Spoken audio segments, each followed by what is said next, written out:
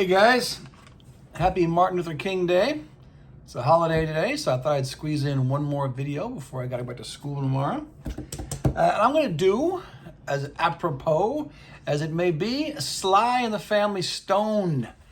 Now, they are one of the great San Francisco bands, Bay Area bands, if you will. And I'm telling you guys, I have such a passion for that music up there. I even got my Woodstock poster back in front of me, which I haven't had up there in months, in honor of Sly's epic performance at that festival.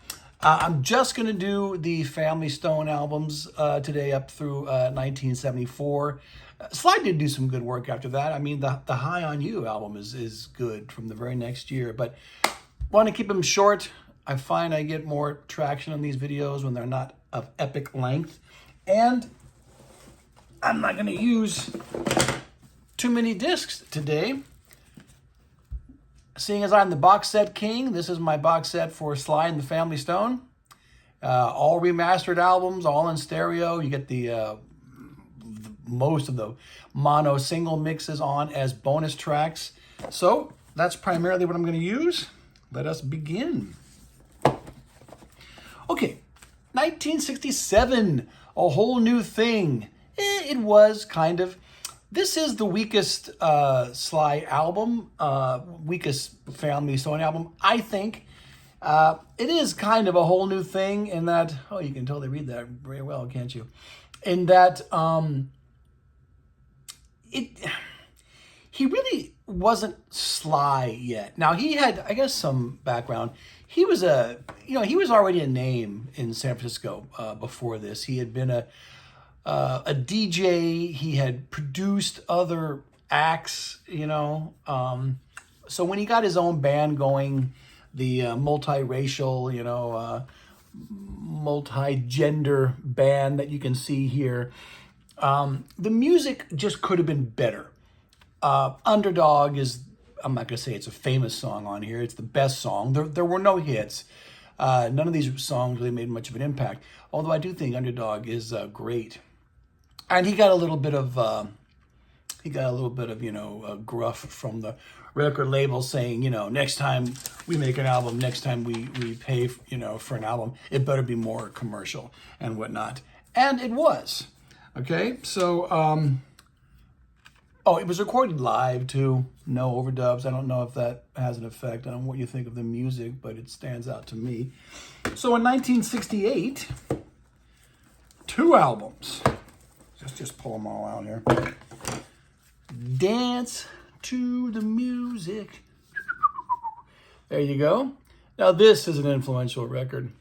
I like pulling out these little sleeves too, because you get that's of course what the album cover looked like, and he favored these kind of just black and white flip side of the LP covers on the first few Sly albums that they look like that.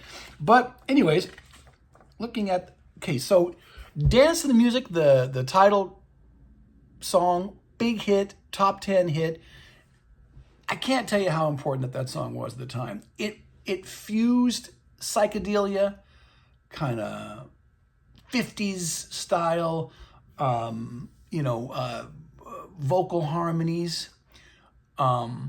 It was embraced, by the Bay Area, by the hippies.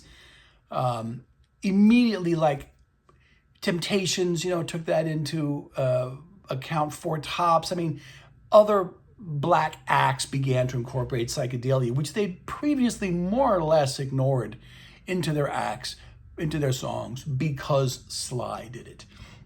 Also of interest is to the dance, to the medley, where you get Music is Alive, Dance In, and Music Lover. It's over 12 minutes. They do that at Woodstock to very, very good effect.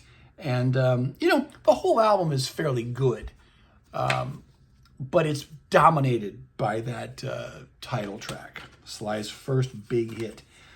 And I'll tell you what, folks, what I like even better in 68 is Life. All right? Life is his first really, get a good view of that, really solid album. Okay? See, there's the cover, and again, there's that back of the LP cover that he favored at the time. Not a lot of huge hits, but a lot of really good songs, I think. Dynamite, Chicken, Plastic, Jim, Fun is good, In My Own Thing, Harmony. I just go over those songs. Life was a charting single. It made the top 100 in Billboard. Love City, I'm an Animal. Remember Eric Burdon and the Animals covered that on their, I think it was Love Is. That's funny too, because this album came out in the latter half of 1968, and Love Is came out. Love Is was Eric Burdon and the Animals' third album of 1968, and it was a double. So they must have just heard this song and covered it right away to make that. Milady was a hit. That charted. Jane's a Groupie. I mean, I like everything here, pretty much. It didn't sell as well as the previous one, but none of the first three albums really sold that much. It wasn't until Stand. And it was... Well, this album's been heavily sampled too. Like the, there's a drum solo. Yeah, Love City has a drum solo, a really good one too, that was used. So, but anyways, I'm going to say, folks, this is my first actual album of Sly's I can fully recommend, front to back. All right? So far, each album has been better than the previous one. But they would... Well, I'm going to say they would all but peak with Stand. It's certainly one of their peaks. This is a damn near perfect album. I don't really play the Don't Call Me the N-Word Whitey song all that much. But even Sex Machine gives all of the band members time to solo. Look at that. There's so many great songs on here. It just sounds... Well, that was the back of Stan, so it didn't have the usual white cover. Let's go over the tracks here. Stand, the title song, great. That was a hit. I Want to Take You Higher, that was a hit. Somebody's Watching You kind of introduces a little bit of, like paranoia into the thematic qualities of their songs. Because, mostly Sly was into... anti-racism and unification, and everybody, bonds together, whatever race or gender you are. But the darkness would really begin to creep in with There's a Riot Going On, which I'll get to. Somebody's Watching You was a hit for the band Little Sister, but their version is fantastic too. Sing a Simple Song, that was a hit. Everyday People, number one on the Billboard charts, number one on the R&B soul charts. The aforementioned Sex Machine, and then You Can Make It If You Try, which is almost a single. What can you say about that album? The phrase "different strokes for different folks" comes from everyday people. I have... What else can I show you? I have a nice little Sony Master Sound gold disc of Stan that I got in the early 90s. I still have it. This is nice little fold out there. And then the, like this. And then the lyrics. This is my favorite San Francisco album of 1969. I tell you guys these scenes because I make a study of this kind of stuff. I've always been in Southern California, except for the 2 years I lived in Stockton, California, which is in Northern California. But I always had fantasies I lived in San Francisco, So I don't really have a horse in the race about what's the better city, LA or San Francisco, during the 60s and the early 70s for who made better bands. Probably LA made better records. Probably the San Francisco bands were better live. But I can tell you, like any year from like 65 well into the 70s, what I think is the best Bay Area album. Now, rather than just give it all to you now, I'll tell you, like in the shows I've done so far, I did one on the airplane. So yes, I think Surrealistic Pillow is the best San Francisco album of 1967, followed closely by Moby Grape. In 68, it's Cheap Thrills. I did my Janis show, so I can tell you that. In 69, it's Stand. All right. In 70, it's American Beauty. you know, because I've done my Dead show. And in 71, it's the return of Janice Pearl. That's all I'm going to say now. Oh, you know what? I can also tell you 66, because I did my airplane show. It's also Jefferson Airplane Takes Off. All right? So that just leaves 71, 72, and 65, but I'll get to those shows later. So Stand is a 5-star classic. If I said that, you know, Life was a great album, this is a classic album. Listening to this sounds like you're listening to a greatest hits album. All right? Okay, so in 1970, I'm going to tell you about this too. This is a classic greatest hits album. Sly and the Family Stone greatest hits. This is the quad mix, which I got from, you know, this is Audio Fidelity made this. They had a mistake in the first pressing, so I made sure I got the second pressing, which I can't remember what the mistake was. Something was in mono or something, I don't remember. But this has all the 45s from 68 and 69. And in 69, after the Stand album was released, you had Hot Fun in the Summertime, another classic 45, and what was it? Thank You for Letting Me Be Myself Again, backed with Everybody as a Star. One of the all-time great double-sided hits. They're on here too. This is so good that if you only could pick one Sly and Family Stone single album, not a double, you know, or a multi-disc compilation, this would be it. True, you wouldn't be getting anything from the 70s, but it sums up the 60s as well as any single disc, you know, any single album could do. And this is the quad mix. Man, you better believe I've danced around my apartment to that. Okay, that was the only release in 1970, only containing 60s music. In 1971, there's a riot going on. Now, I go back and forth between this and Stand as to what is my favorite one. I usually go with Stand, though, so I'll tell you that.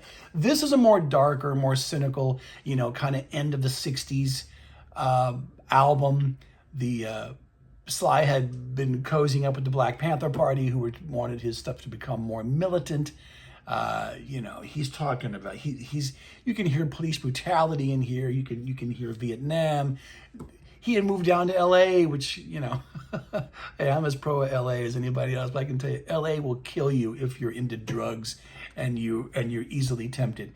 It's done that to so many people. So his life immediately started to go downhill when he moved here. He rented some huge, or bought it, house at the very top in Bel Air. God, did he get that from John Phillips? I can't remember now.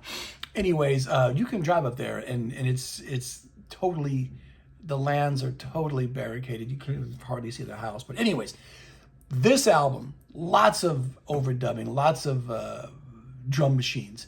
God, I mean, let's go over the songs here too. That was the back of that album cover. This is another 5-star classic album. I love all these songs. Just, you know, just going over that. I mean, Love and Hate, Just Like a Baby, Love Just Like a Baby, Poet. Family Affair he did the trick again, where that song went to #1, pop charts, R&B charts. There's a Riot Going On is 0 seconds. Brave and Strong. You Caught Me Smiling was another hit, another charting hit.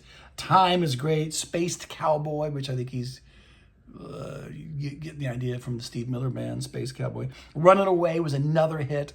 I get that song stuck in my head.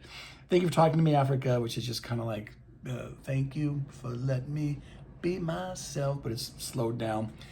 It is a masterpiece. I mean, Sly was an album artist. He didn't have that many standalone singles. You know, the two from 69, which ended up being on the Greatest Hits album, notwithstanding.